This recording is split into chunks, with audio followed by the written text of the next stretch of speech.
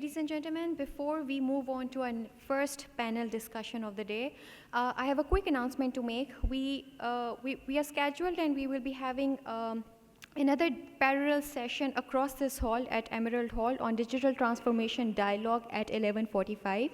So for those of you who wish to participate, please know that 11:45 is the time at Emerald Hall, which is across this hall. We would move on to our next panel discussion, which is preparing the Centennial generation, the future of work.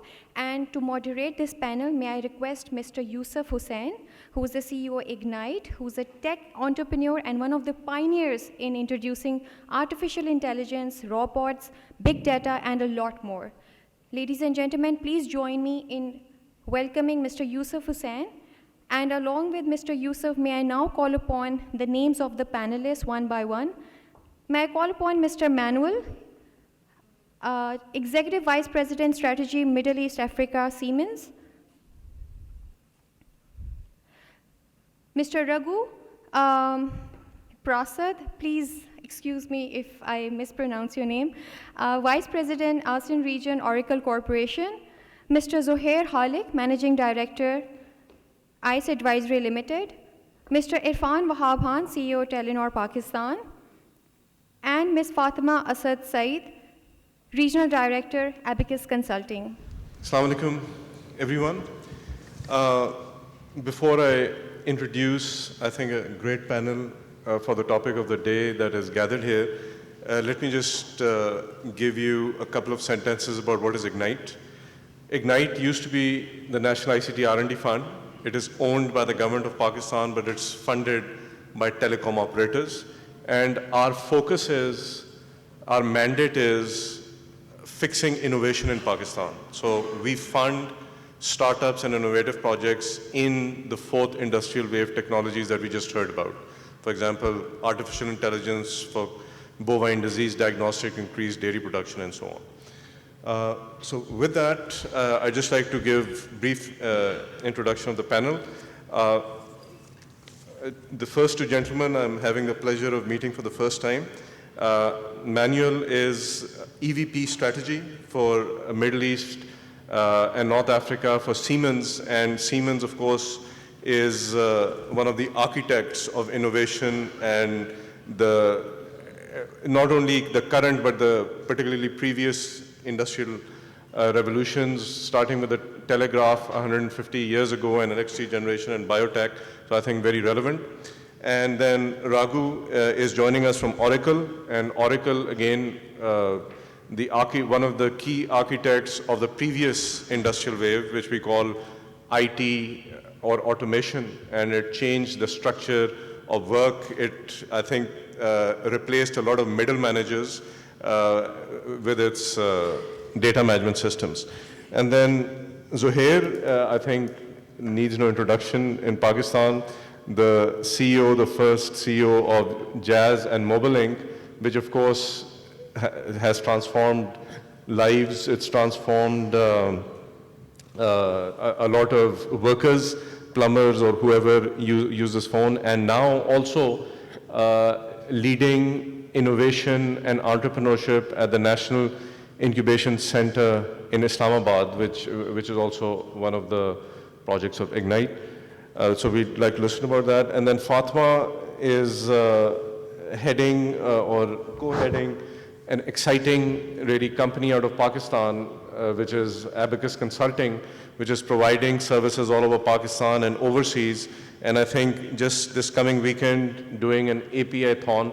API, or Application Programming Interface, is the man-machine interface or the machine-to-machine interface.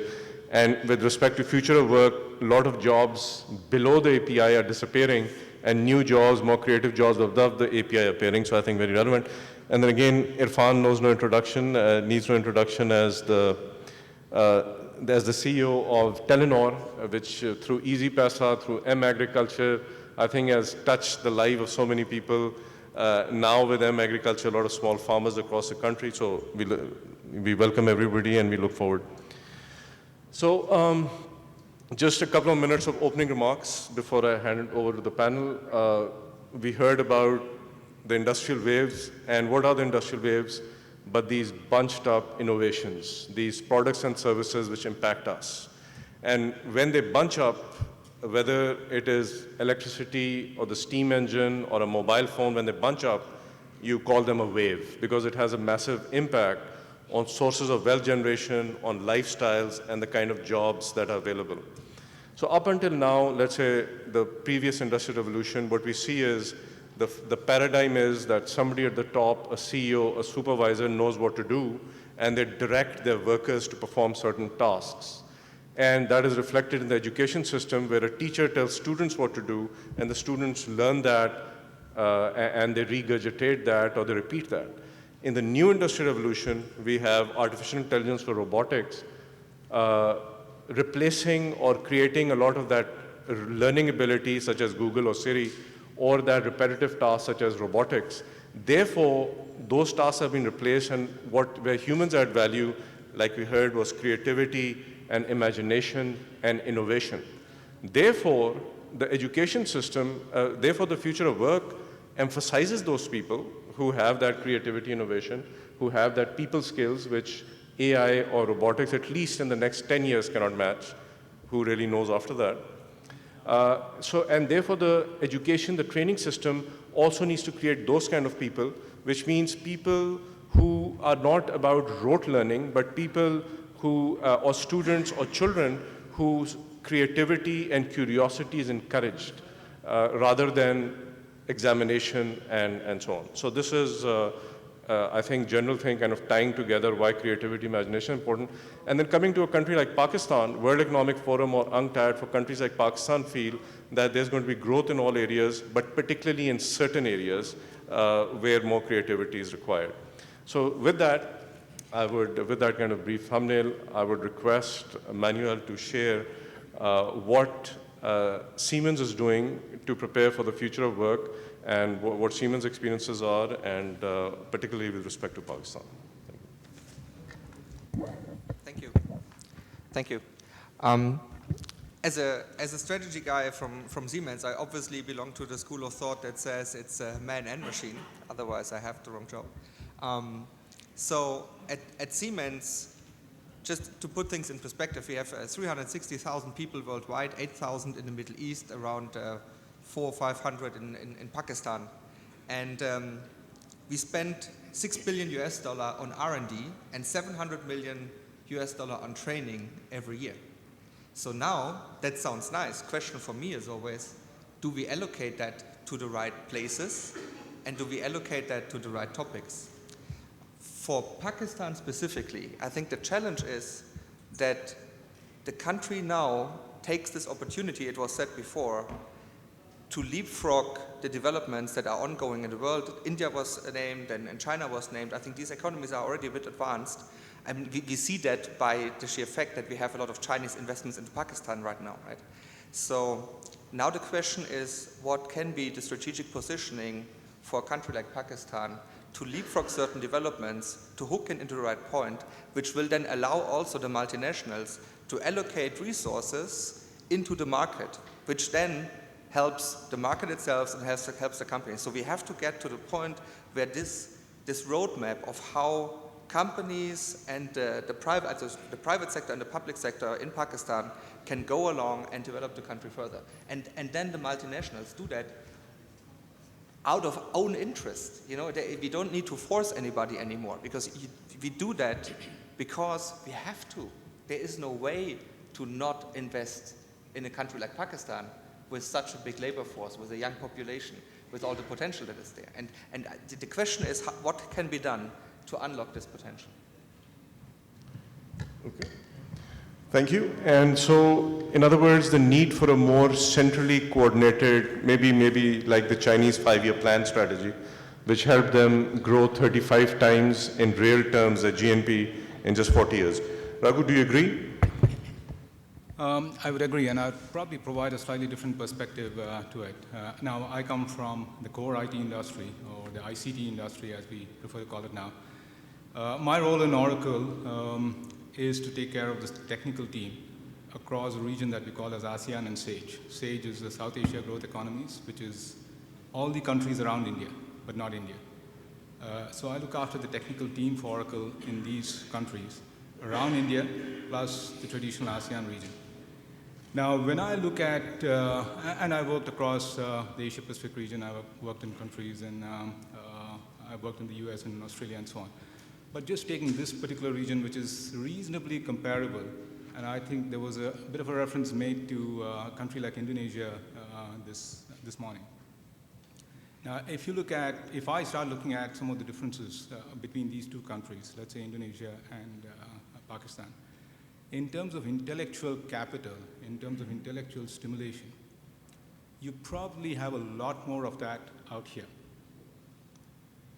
The native capabilities of individuals out here in order to process information, think laterally, and come out with new solutions, significant out here. But then we heard the statistics this morning. Why is Indonesia doing so much better in some of the areas of growth, some of the investments from the government, and so on?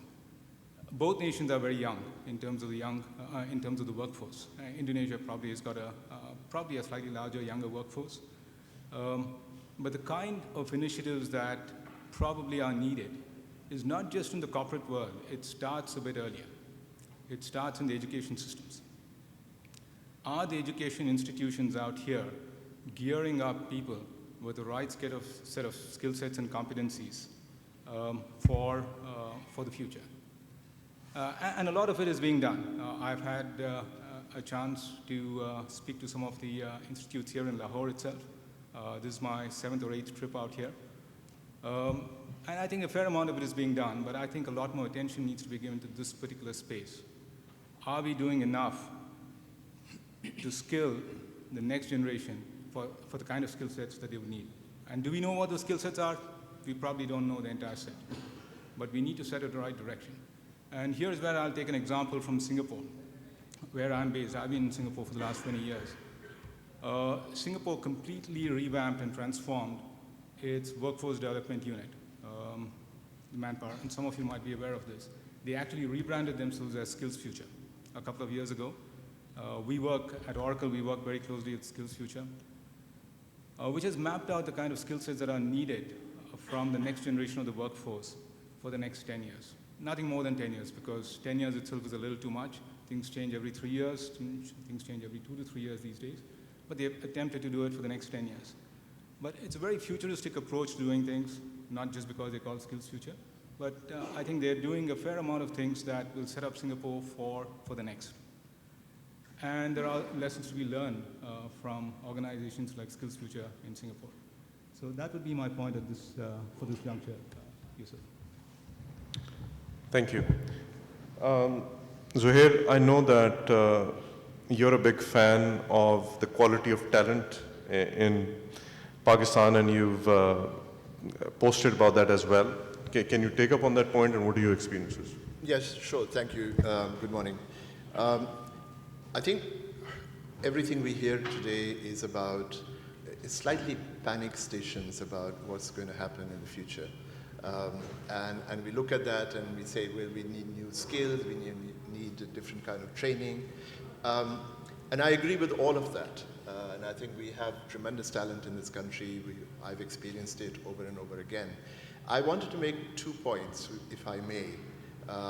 While we go through this disruption, this change, this retraining, if you will, I hear words like a couple of speakers have said, I am unskilled. I beg to strongly disagree with that thought process and that almost trying to denigrate yourself, because believe me, gentlemen, ladies, we are tremendously skilled.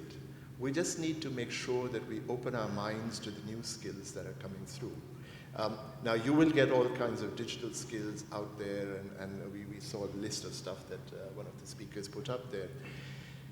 But there are skills that are inherent already in people, leadership that's sitting around this table, which are about strategic thinking, it's about leadership, it's about planning.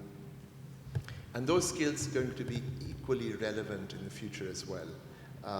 Whether we are going at 90 miles an hour or 900,000 miles an hour, those skills are going to be extremely relevant. I hear people talk about digitization. I talk to CEOs, and every single CEO, not only in Pakistan, but across the region, I've just come back from the UK after 9 years, they talk about digitization. None of them have a clue what it means. It's a nice word, it's a long one, and it's very impressive, and it tells you that they are thinking about it.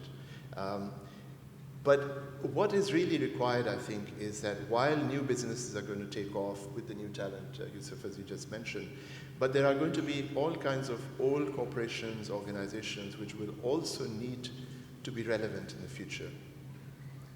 And a McKinsey study shows that in the next 20 years, if those organizations do not adapt and change, only 8% of them will be relevant in 20 years' time, or will even exist in 20 years' time.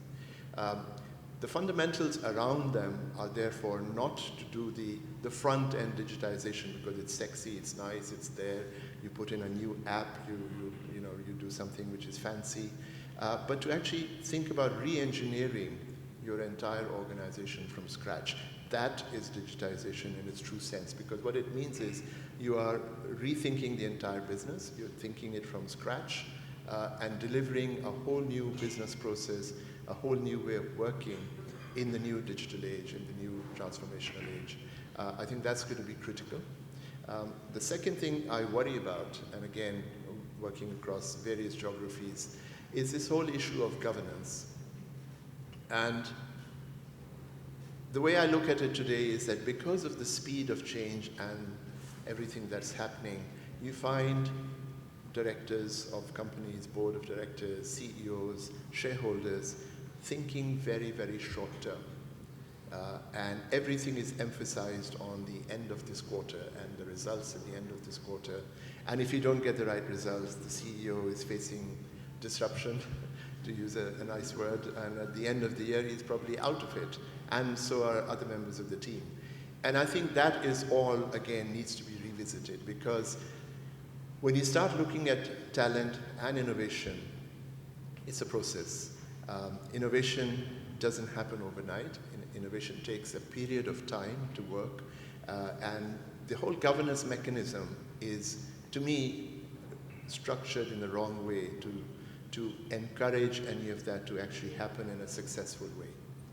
So no innovation will happen in a quarter or 2 quarters or 3 quarters. It may take 3 years for it to happen, and it will turn out very well. But if the governance structure does not allow that to happen, because all your risk and reward is geared on the quarter end, it stops people thinking, it stops people planning, and it stops people doing the right thing. And I think that those two discussions, the one around digitization and the one around and restructuring the entire business, and the one around governance, also have to be part of the topics of the discussion around future of work, in my opinion. So the balance between quarterly profits, let's say of a public company, and long-term investment for innovation. And that's one of the reasons why over the last 30 years at least, we see that the organizational entity which innovates is not that much a large corporation or not that much a government R&D or academia, but it's the startup. And that's why the 5 most valuable companies in the world today are all startups, and new ones are emerging from China and as well as India. Because they demonstrate that flexibility and agility on long-term growth rather than quarterly profitability. And so that's a good seg into our next company, which is a startup, or at least like a startup. Fatima, could you share how do you innovate versus some of the bigger companies? Sure. And thank you very much. Assalamu alaikum and good morning. Essentially, what we've been hearing all morning, and also what the esteemed panelists have already mentioned, we talk about innovation, we talk about change, we talk about transformative learning. But one of the key components of that entire ecosystem that has to be developed is driven by the culture that we are facilitating or encouraging within the organizations. So the transformative dialogue, yes, sits very well, or should sit very well with the way the organization is structured, which brings us to the conversation on the organization design, which Zouhair Saab has also alluded to. That what is the structure that you have, and what is this pressure on organizations to fundamentally change the design which will enable that flexibility, that agility, that adaptiveness, and that level of innovation that should permeate within the entire organization. So that is extremely essential. But within that, how do we develop a culture which fosters and nurtures not only agility and innovation, but also adaptive leadership? Because that is the key for the future. Yes, we are learning, yes, we have certain skills, but how are we adapting from an emotional perspective, from a creative perspective, and how quickly are we processing the information that is around us to take decisions which are for the benefit of the business, for the benefit of the individual, and for ensuring sustainability. One of the elements that has been talked about, and especially vis-a-vis the Mercer studies that are now coming out in terms of the future of work, is saying that the organizations right now, globally, only 9% are actually ready for this new digitized world that we are now working in. It's not something that will emerge, but it is already there. And how fast are we adapting to it is something which is a challenge. One of the components is how are we treating our talent? How flexible are we in terms of the human capital conversation and the strategies and framework that we have, which are involving the conversation and the needs of the individual? We look at demographics within the organization. You have the baby boomers up to Gen Z now and the millennials, and that is the conversation for this panel as well. How the Centennials, how are we leveraging and nurturing them as they enter into the workforce, but also how do we develop and promote them? But we also have to take care of the previous demographics that exist within the organization. So that is a question that we need to be asking. The second is, it is about individualism now. It is about self-managed careers. It's about individuals saying, this is my smartphone, my work, my home, my personal life is on this. What can I do to deliver? I don't want to go into the office at 9, which is right, what was earlier mentioned in the presentation as well. We don't want to do that. Plus, the concept of employee on demand. That is a reality right now. That means that I want to work on that project. How is this organization rethought the way that they function? So there will be a list of projects and activities and tasks to do, and I can just go and click on it, just like I go and do any other survey, and I'm engaged for 3 months, 6 months for this particular organization. I don't want to be there for more than 6 months. So how are we harnessing that talent is extremely critical for organizations to ensure that the culture conversation and enablement of the ecosystem, which is beyond the permanent employee, even beyond the contractual employee, and employees on demand are working with you, but then you have to take care of them. How are we rewarding them? What kind of compensation are we giving them? For example, it's not just about a menu of benefits anymore. It's about, I want to work in this organization, but can I also have a flexible work benefits like paid vacation, just working 4 days a week, and the rest of the 3 days I just want to have a holiday and go out with my friends. This is becoming a reality right now. So if we are to look at how we're changing the landscape and the ecosystem, we need to ensure that through the digitization process, the human capital strategy not only has a menu of active possible talent that can be engaged for your organization, but the organization has a roadmap which allows on digital platforms or on HR on cloud solutions that are now available to conduct that analytics and say, this person with this talent is right for this particular job. At the same time, build career paths and roadmaps engaging individuals to say, these are your development goals, and we will help you achieve them, because we have a menu of employee on demand right here as far as our organization is concerned. One of the things that we need to keep in mind, ladies and gentlemen, is it's a very uncertain future. And organizations are struggling because they don't know how technology, AI, robotics are actually going to impact and allow us to sustain our businesses in the future. So we're all sort of working on there is no precedent. And how do we emerge in terms of our business model? The transformation, for example, at Abacus, the mandate of being the transformation partner of choice means that our people, our clients, and our partners have to collaborate very closely in order to continuously add value and create value and sustain that ecosystem. So how do we ensure that our talent is also partnering and we're engaging across our people who are permanent employees or contractual employees? How are we engaging from the rest of the world to ensure that these jobs are there, they're evolving, they're flexible enough to be redesigned as the organization grows, and you're creating an impact wherever we work. So I feel those are the main challenges that we face in terms of creating a culture which will allow for a more thriving workforce, but also ensure adaptive leadership and flexibility and agility are woven into the DNA of how organizations function. Thank you, Fatima. A lot of speakers today have spoken about Pakistan's, we can call it true level or potential. And one of the firms which has estimated that is McKinsey, which says, McKinsey in a October 2017 report said that Pakistan by 2025, we can have 100 million bank accounts. Today, I mean, for many years it was under 2 million until about 5-7 years ago. 100 million people lifted out of poverty, the lowest two quartiles, due to access to mobile bank accounts. And in fact, one of the startups in the National Incubation Center in Islamabad is developing a picture-based interface for illiterate people to set up bank accounts and integrate as well. But in Pakistan, the pioneer, the leader of this fintech revolution is Telenor with Easy Paisa.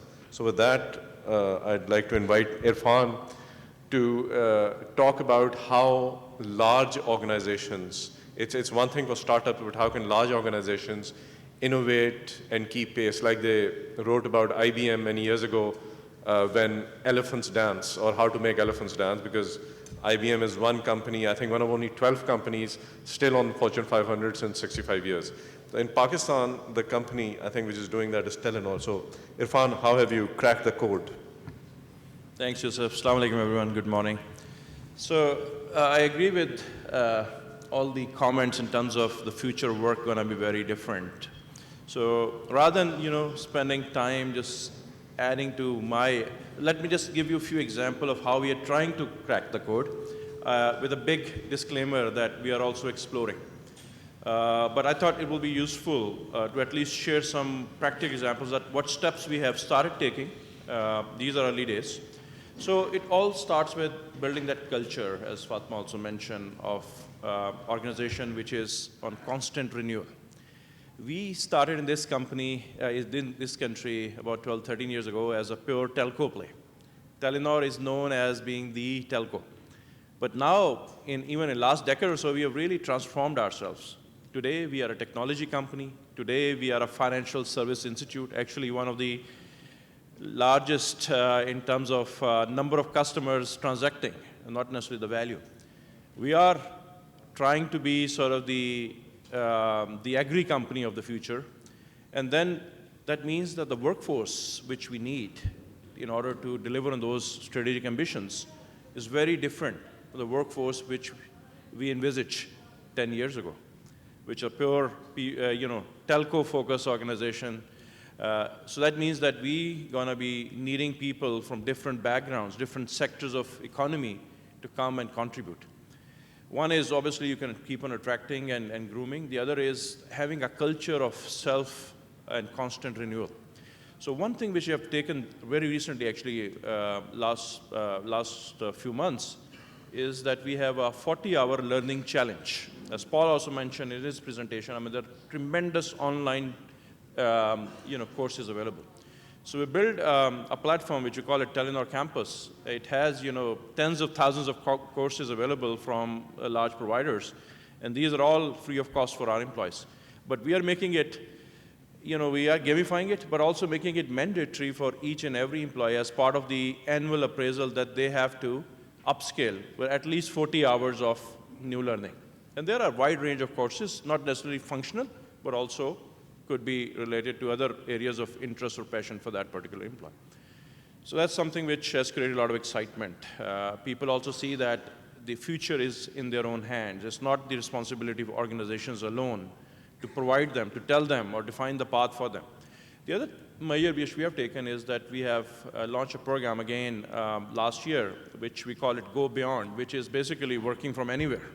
So you don't have to be at office at 9, and it's sort of part of the HR manual now that you don't have to be at work physically present. You are responsible for the outcome, not necessarily that you need to be present physically and your line manager needs to see you and all that. So there's a lot of flexibility. I must admit that the results are mixed. It has really worked fairly well in some units, some teams, but others we're still struggling, especially teams which are sales teams far away from the headquarters. They have their own culture, as we all know. So it's a constant journey. Third thing I would like to mention is emphasis. When we look at the future of work going forward, we cannot ignore diversity and inclusion. One of the challenges which you're facing in Pakistan today is lack of, from a gender viewpoint, female participation. And that's one of the key barriers for sort of the lackluster economic growth of the country as such. So we must, and now with the technology, the opportunities are tremendous, because then there are areas where female colleagues can come and contribute, and they can work from home, and they can work flexi hours, and they can work on the skills which are a lot easier only because of technology. So one such example is we have started a program called Naya Agaz. This is a program for females who have taken a career break. I mean, they have taken maybe a break for a few years to raise family, young kids, and now they're ready to come back. And this is a structured intervention where we are giving them platform to join back on a flexible hours, on a project-based, task-based assignments. Again, running it for over a year now. Tremendous success, very interesting, stories, and I think this is something which could be an idea for some of the other organizations to also adapt. The other thing I would like to actually mention is, yes, AI and all those things which we contribute towards fourth industrial revolution is not something for mature markets of the West. It's happening in Pakistan as we speak. So as an example, we have implemented AI, how we serve our customers. We used to get about over 100,000 calls to our call center this time last year. Just by implementing self-service platforms, leveraged or built on AI, our call volumes have gone down by 50%. Less than 50,000 calls we are at right now. So automation is happening. There's a lot more room for automation, and this is real. We are also integrated with a lot of digital platforms. For example, we're the first telco globally who have integrated with Facebook, where customer services can be done within the app itself. That also means that if you're running out of your balance on a Facebook session, you will get a pop-up if you're a Telenor customer. So, and you can purchase more credit, for example, to carry on with your session. So these things, automation, integration, using AI is happening. We are implementing AI in our HR department, in the hiring processes. And our forecast is that our overall headcount in the HR department is going to be going down this year and next year tremendously, because even from recruitment, there's a lot of profiling data which is available already now based on AI, and you can build models where you need to have a lot of human interventions. Similarly, in the financial services business, a lot of those credit risk officers which were mentioned earlier on, who were running after with papers and all that, is all been automated, digitized. That means that need for that huge workforce will go down. So where it bringing benefits to the business, but also it's a opportunity for workforce to actually upskill and align themselves using those. So I think the whole transformation is real. We all agree that this is happening. I don't think there's any time for debating that how the future will look like. I think there's a general consensus that it will be a very different future. And the only solution is that we need to explore and experiment as we go on and try to sort of leverage the opportunities which did not exist before. So I'll just stop here. Thank you, Irfan. So what we learn is that artificial intelligence or robotics, soon blockchain, is not something distant happening in the US or Europe. It is affecting Pakistani workers today. And therefore, it may not be a question of being unemployed or not having jobs. It is more a question of retraining or reskilling. And one of the programs that Ignite has launched, and the first course is about to start, is a program to retrain 1 million people. And it is an online program. We heard about MOOCs. The problem with MOOCs in even the US is that for random free courses, the completion rate is like 2 to 4% for Coursera. And the other problem, particularly for Pakistan, is that Pakistanis, even for English medium work, let's say on Fiverr or Freelancer, like to be taught in Urdu, 90% Urdu. So it addresses these two things. This program called DigiScale that uses artificial intelligence to increase completion rates by matching content with the right types. And it also has online coaches. It was going to start, by the way, May 19th, but because the Election Commission put a ban on new employment, let's see when it exactly the first course starts. But my point about mentioning that was retraining, and one approach that the government is taking is using online or augmented online coaches for this kind of retraining and continuously adapting the skill sets to what's in demand locally and internationally, and also creating a culture of lifelong learning. Do you think, Manuel, and then whoever actually wants to take it, is this the approach that we should take going forward? Yeah, it's definitely the approach. It was earlier said we have to also look beyond the Centennial generation now and also look at our existing workforce. And there I see even the bigger challenge.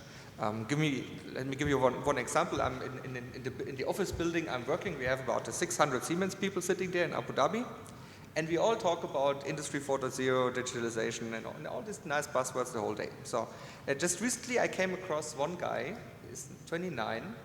He just sat down and had on weekends a training. He learned how to program things in Python, which isn't as difficult as many people believe, but since nobody does it, everybody talks about it, but nobody tries. So he learned it, and he automated his own job. And when he was done, he came and said, can I get something else? Because this thing that you gave me as a task half a year ago, I basically have it done. Nobody believed him, took him quite a while. So the great story is these people exist. The sad story is out of the 600 people that are sitting in the same building, I have one story to tell. And we are a tech company, okay? So I think the biggest challenge is that we create systems where people believe that they are not empowered to do that. At the same time, we tell everybody that we want you to do it, but we don't tell them how. We don't tell them how the self-learning, how the online courses fit into their day-to-day schedule. Yeah? And that is, I think, something where we have to be really also honest with ourselves, all across the board. So how much freedom do we really give the people to go into their journey? How much failure do we really accept? And I think that is something specifically in the Middle Eastern countries, all Pakistan, but all the others as well, a skill that I lack sometimes, because I'm German educated, critical self-reflection. Like going there saying, I did something wrong, tough luck, what can I do next? That's a kind of discussion that in Asia and in the Middle East, it's very hard to have. And I personally struggle with that. I'm since 10 years in the region, and still every day I'm sitting there thinking like, Just tell me it went wrong, right? But we don't. And I think there must be a lot of change in the behavior, especially on the leadership side as well, to give people the confidence that I can try, I can fail, I can try again. I mean, this whole fail fast and cheap thing that we talk about when we say software development, Scrum, and all the other buzzwords again, we know it all, we see it rarely, and I think this is something where we all have to sit down and wonder what prevents people from actually doing that. I think excellent point. Excellent point. Innovation is about experimentation. You got to embrace failure. And I remember attending a session at Telenor where everybody got on the stage, including Irfan, to talk about their failures. So, that's the kind of attitude we need. Raghu? Yeah, I think this has been referred to a few times today, and it probably gets captured very well by the statement that I heard some time ago. I think it was by Alvin Toffler, who said, the illiterate of the 21st century are not those who cannot read and write.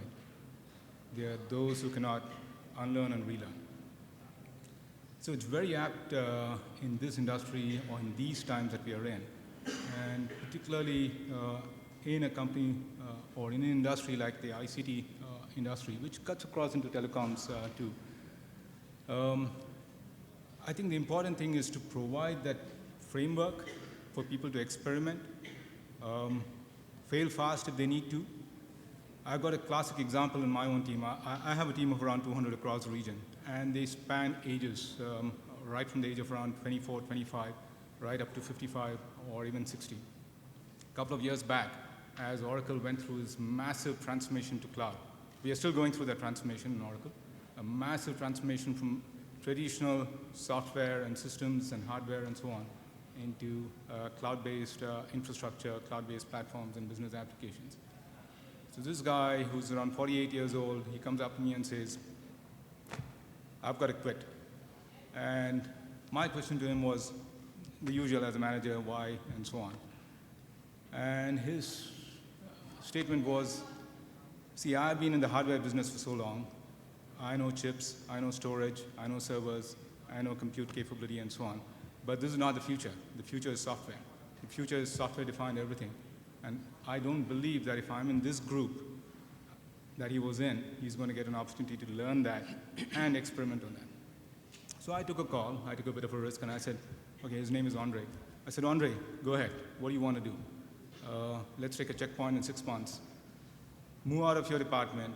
Move out. Learn whatever you want. Go ahead and learn configuration management tools. And he did. He did all that very rapidly. In a matter of 6 months, he was a certified cloud architect. He learned tools like, some of you in the IT industry would know this, Terraform, Puppet, Chef, all of that. And he started coding. For somebody who had not coded for around 20 years of his life, he actually started coding. Significant transformation in 6 to 12 months. So it's possible. The key point that I want to make is it's possible for all of us to learn or unlearn and relearn at any possible age. There are the youngsters, of course, who find it much easier to do so. I think Manuel referred to Python. When I came up in university, Python was a snake. To a lot of us, it still is a snake. Machine learning and AI. Machine learning and AI is not simple. And I think it was Asif Akram referred to that. You need to have a very good statistical background. You need to know coding. You need to know something in Python or Go. Again, when I came up through the university, Go was a verb, not a noun or a programming language. And the third aspect is you need to know what business outcome that you want. Very difficult to get all three: coding skills, as well as statistical skills, as well as knowing what the business outcome should be in one individual. So it requires a little bit of collaboration, but at least two out of those three need to be there. So it's a fair level of learning and unlearning and relearning that's required in these days, and it cuts across all age groups. I think it's important, as I mentioned earlier, that the education system needs to be right, but it's also important that there are retraining and relearning opportunities. Once again, I go back to an example, and this was featured in the BBC around a week back in Singapore. There are courses for coding for 50 to 70-year-olds. So people between 50 and 70 There are specific courses for coding, and they're enjoying. Some of them are enjoying it. Some of them are made champions. Some of them actually start doing this. Now, why do I mention coding again and again? I think in the world of tomorrow, if someone does not know coding, in the world of our centennials, if someone does not know coding in whatever industry they're going to be in, it's going to be a little bit of a problem. Yeah. And with that, I'll hand over. So, like Mark Andreessen, the inventor of the Netscape browser, and he's the managing partner of Andreessen Horowitz, he said, software is eating up the world.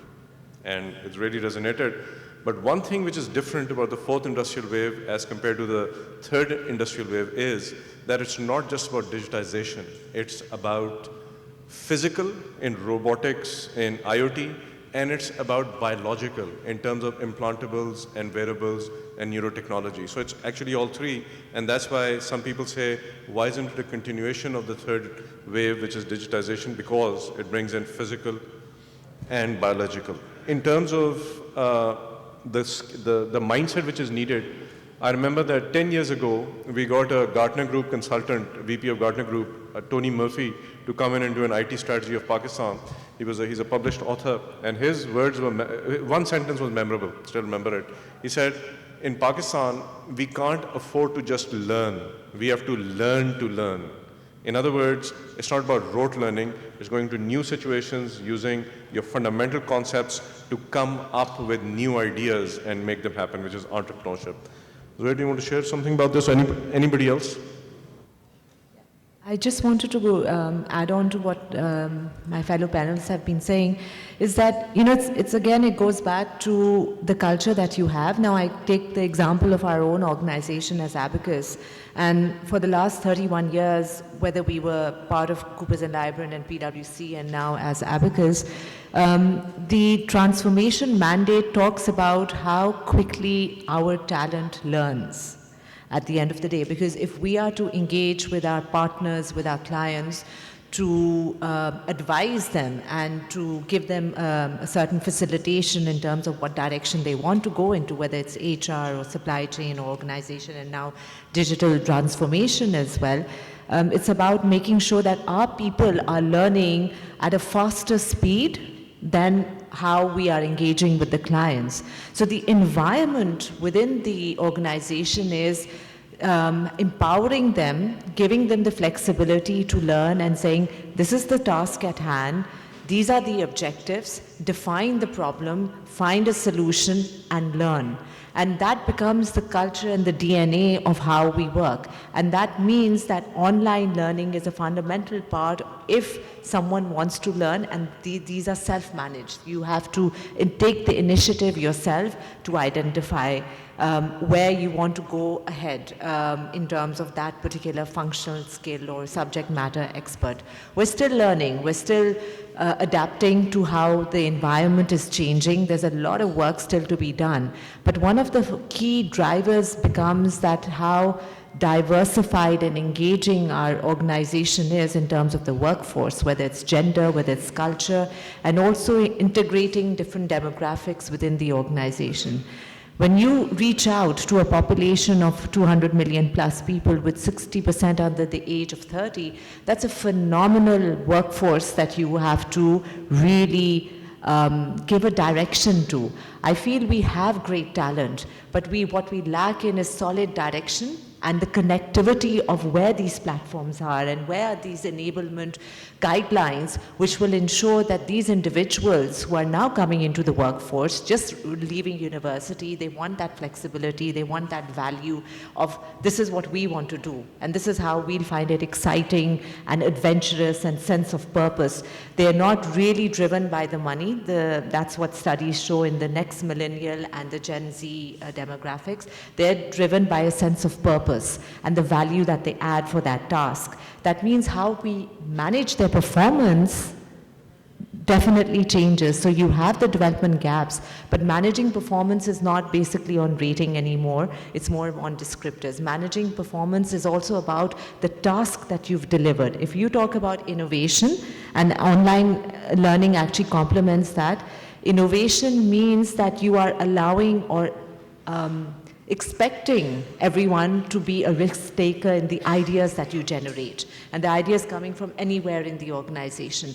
The minute you say the outcomes is going to fundamentally be your evaluation for whatever rating you're going to get, you're actually putting a cap on the number of ideas you're generating, because people will have a bit more cautious approach. At the end of the day, if profitability is hit and costs are hit, as we were mentioning, that the quarter metrics of the organization define if someone is going to stay with the organization or not. But that conversation has to be rolled back and have a more, I think, expansive metrics where you say the task at hand, the action, the idea, plus how it actually impacted from a diversity and corporate social responsibility, including the outcomes of profitability and sustainability as well. So when you are developing the online programs, you're also looking at how is it enabling sustainability by saying it's not just the outcomes, it's something that happens before that, and then the outcomes show. The one dilemma I see today is the lack of proper understanding of the ecosystem around learning. I mean, it's also a fact that we see the people who go even online for learning, the drop rate is very high. Actually, more than 90% do not complete those courses. So the whole aspiration around why it is important, and when we take a lot of pride in the fact that we are 4th largest contributor to the freelance world, if you look at the value which is generated there, is not in line, right? So we're still at very basic skill sets. We are not really leveraging on the demand side which is there, which is cutting edge, whether it's AI or analytics or data science or whatnot. And the reason for that is that we are not training our youth. The tens of thousands of graduates who get out of college, they don't have those sort of skill set or the understanding. Yes, they are obviously trying with the basic skills, whether it's coding or programming or, so it's like comparing with the old economy where we're very good at exporting raw cotton, but we're not really very good at building value add to it. So I think the whole idea is this missing ecosystem which we need to create and nurture between academia, between the industry, between the thought leaders, so that we can guide the 100 million young population, which is our strength, towards and channelize it so that we are really ready to leverage on this opportunity of future workforce. A couple of words. I think everything we're saying is absolutely spot on, the whole need for relearning and re-education. But it has to follow a systematic path. I think Irfan referred to it a little bit, and my colleague here did as well.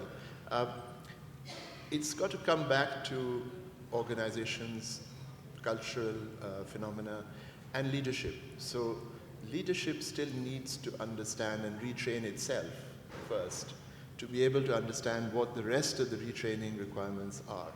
Because if you, at the moment, what you're doing is you're focusing on the individual trying to retrain themselves for something or other that they feel that they might need.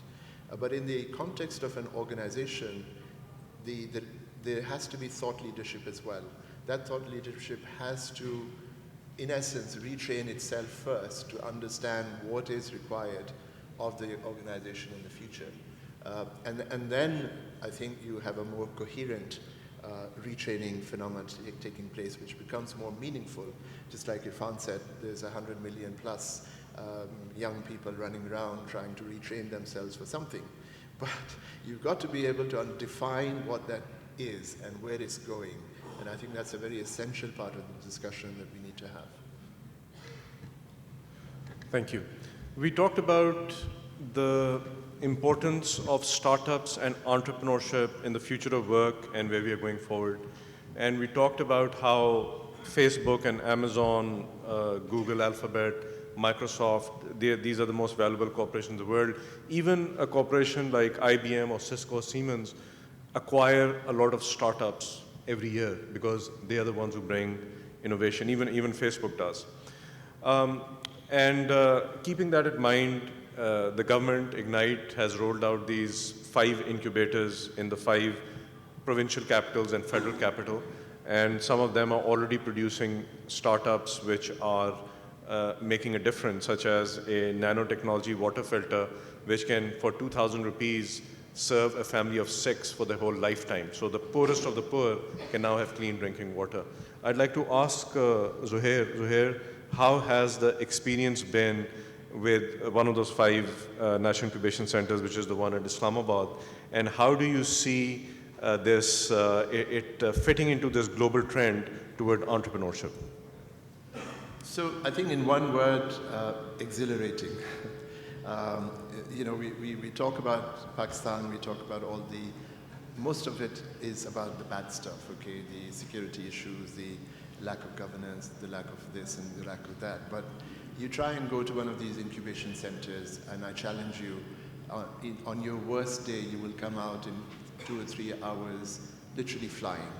Because the quality of the people, the young people, the talent, the enthusiasm, the commitment, the dedication that these people have and show every day is just, as I said, exhilarating. The challenge is then to see how you can harness it and bring it into a format which could be directed in productive ways and productive cycles to the future. But I think that is a lesser challenge than just bringing all these people together from across the world, across the country. I mean, Yusuf, you know that when we started the first cohort just about a year and a half ago, we did a nationwide search and we had over 650 teams apply. We were overwhelmed. We only needed 20. And we had a very, very difficult task to come to those 20 and then work with them. And now we are, with God's blessing, we are now on the 3rd cohort. And the excitement continues on a daily basis. I challenge each and every one of you to come and visit.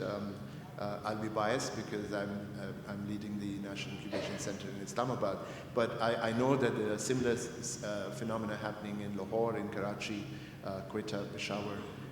And I think this is an amazing initiative which has taken place. It's giving a platform to young people to actually focus something in an organized fashion where they can actually do something productive for the long term. I think there are very big challenges around them. For example, what do these people do once they come out of the incubation center, for example? There are no seed capital, venture capital sort of ecosystems in this country at this point in time. I know there is work going around that. I think it's very important that that happens as quickly as possible.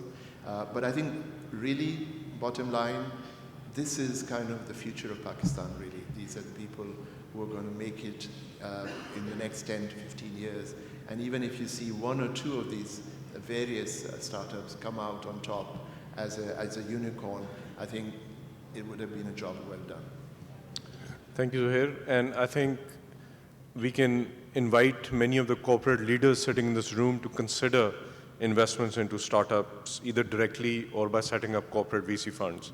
And Ignite can help them do that.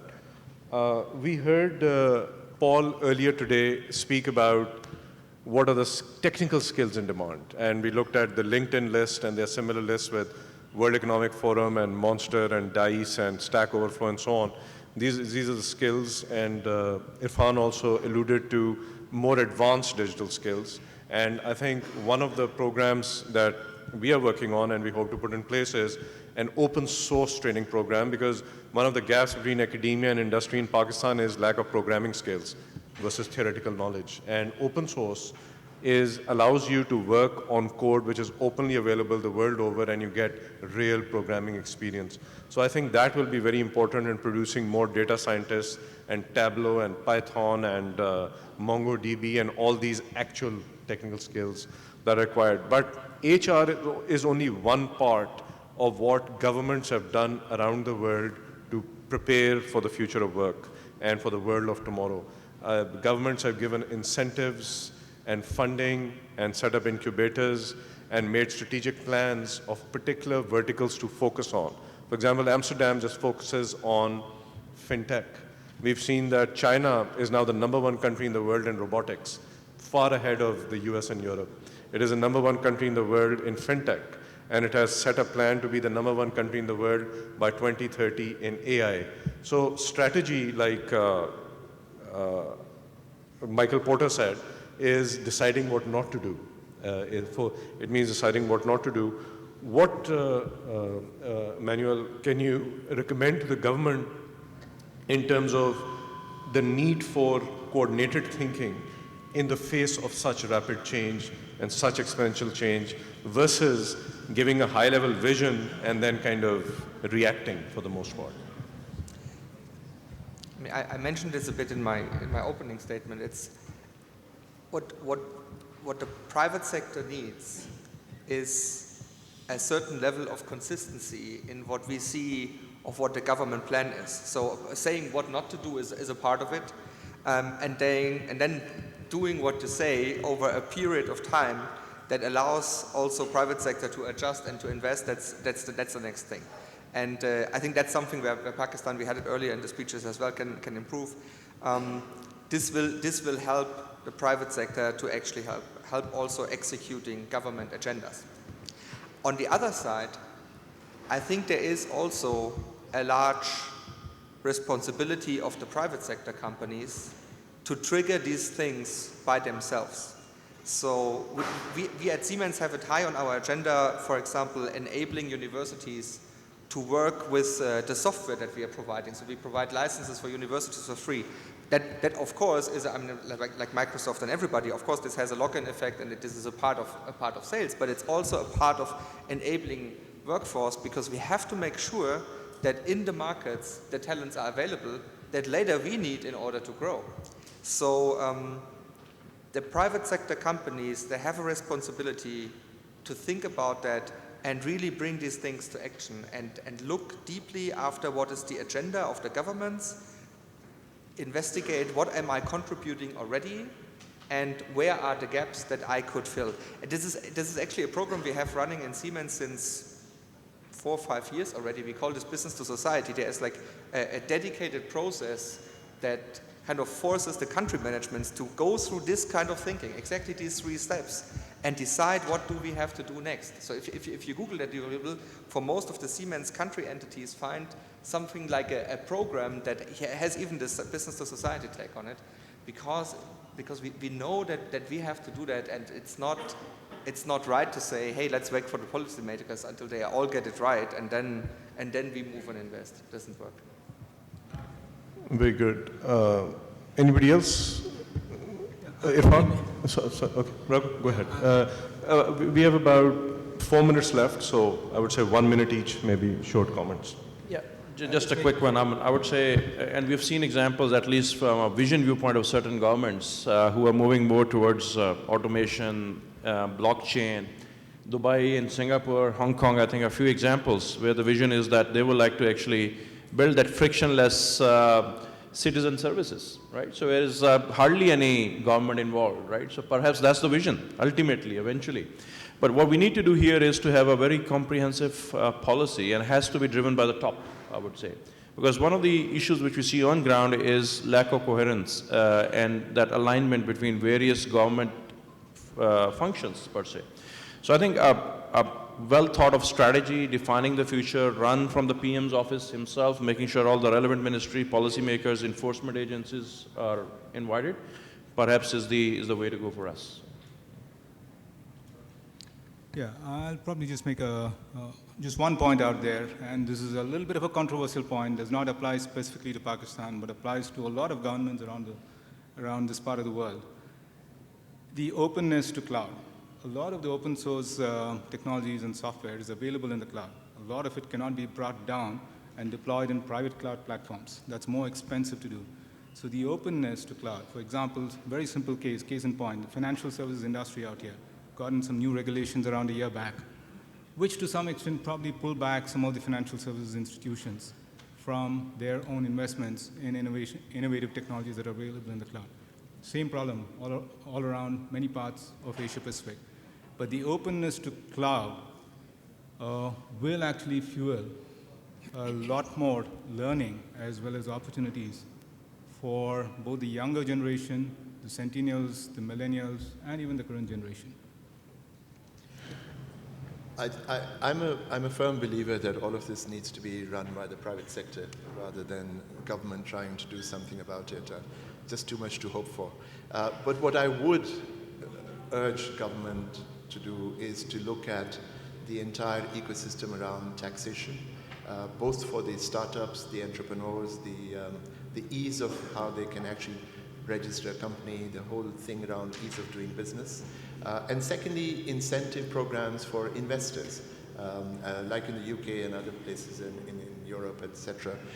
There is a whole ecosystem which encourages investors to come in and put money into young startups, because startups will only end up being something if they are properly funded at some stage. And that has to do with an ecosystem which needs to be encouraged. And I think that's the kind of thing that I would expect government to do, to put in place, and then get out of the way so that the private sector can do something about it. Yeah, just to complement what is being said, you see, if you look at the artificial intelligence robotics landscape which is emerging right now, that will impact governments all over the world, and it will impact how we operate in Pakistan, and it should.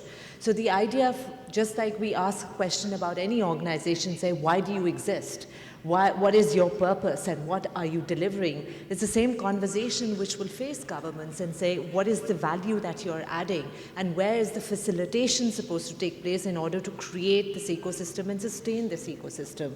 So I think that's a very fundamental part of, yes, the private sector engaging and automating, but is the government also automating and transforming the way they work in terms of processes and structures that they have?